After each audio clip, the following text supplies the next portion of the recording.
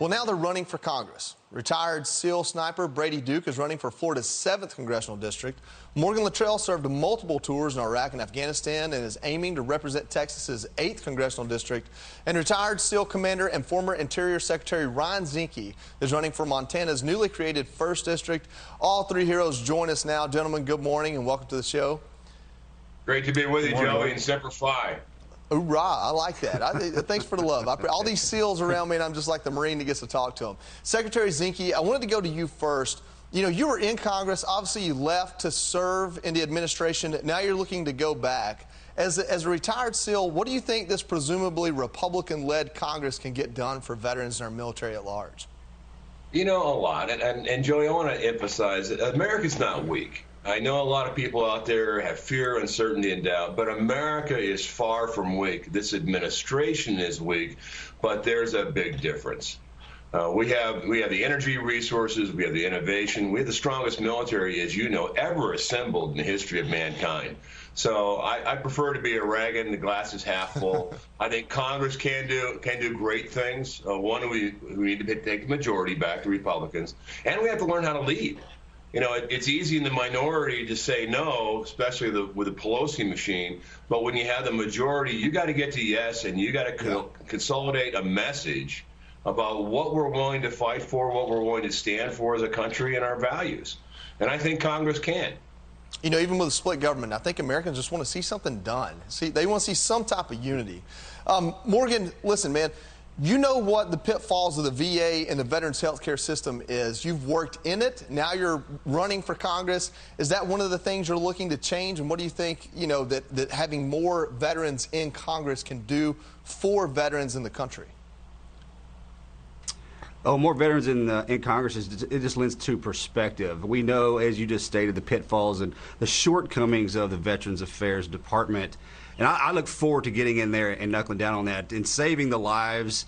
You know, I don't want to beat, because there's so many great people that work in the Department of Veterans Affairs, so I don't want to beat up everybody, but there is a problem. There's a breakdown in infrastructure, if you will. And as a future member of Congress, I look forward to digging in deep with my veterans around the country to understand their problems and driving that directly back to the Department of Veterans Affairs and solving those problems. Absolutely. And obviously there are issues well beyond just veterans issues. Today's Memorial Day. You all are veterans. I'm taking advantage of that. Brady, I want to go to you. Not only were you a Navy SEAL, but from my understanding, you're also a Christian minister. And so I guess I could call you a warrior monk in a way. But my question to you really is, having experienced the horrors of war and now the love of the Christian faith, what do you think America needs from its leaders to heal from some of the wounds we have that divide us and things that, you know, like the tragedy that happened last week? Yeah, you know what I think the American people are hungry for is a strong and steady leader who's going to actually speak to the heart of the issue.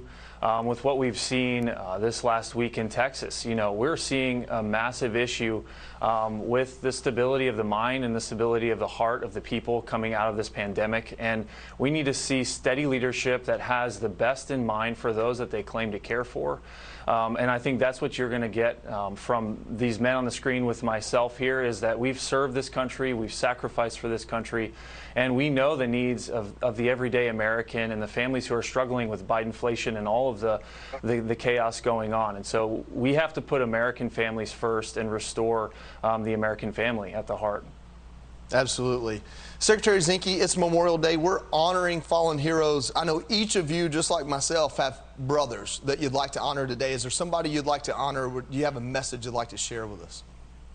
Well, you know, certainly the wars, and I say, you know, it took a tremendous toll, not only on the troops themselves, but their families. And I'd just like to reach out to our Gold Star moms and families and say thank you. Thank you for your sacrifice, and thank you for all you've done.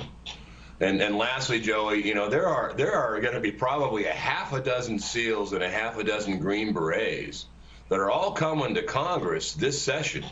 And when you think about it, that's 2 fire teams of warriors that won't blink. You know, I'm the senior guy. People ask me, are you going to be able to control these guys? And I kind of laugh and say, well, I couldn't control them when I was a commander at SEAL Team 6. But they'll do the right thing, and they'll defend the Constitution 100%. You know, Morgan, Secretary's right. There are going to be more veterans in Congress. I think there should be even more than there are going to be. But what you guys can do is work together, and that's what makes this country an amazing thing. It's Memorial Day. Morgan, I know you've served with men that you've lost along the way. Would you like to send a message or honor one of them? I would, actually, and I thank you for asking me. Specialist Alec McPeak out of Tucson, Arizona. He was in the Army. I had never met him before, but I was there when he and his brothers fell. Wow. And that's something and someone I'll never forget. And I've never met his family, but I'll never forget his name on his body armor when watching all that go down. And he has been in my heart, and I see his name and his face almost every night I close my eyes. And I've actually never said his name out loud. But that's who I'm honoring today. So thank you for asking. Thank you, brother. Brady, you got a Memorial Day message for us?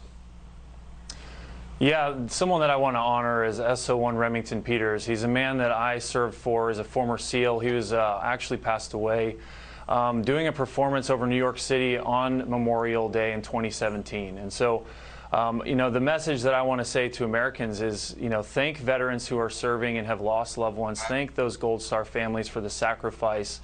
You know, the term Happy Memorial Day is one that doesn't sit well with me. I think it's a day that we should be reverent and really reflect on what the freedoms that we have and the cost of those freedoms, because freedom is costly. Gentlemen, you wore the anchor, you wore the trident. I think most importantly, you wore the American flag. And good luck to you to go on to represent us in Congress. And thank you for joining us today. Thank you, Joey, and God bless. Thank you. Absolutely, guys. Take care.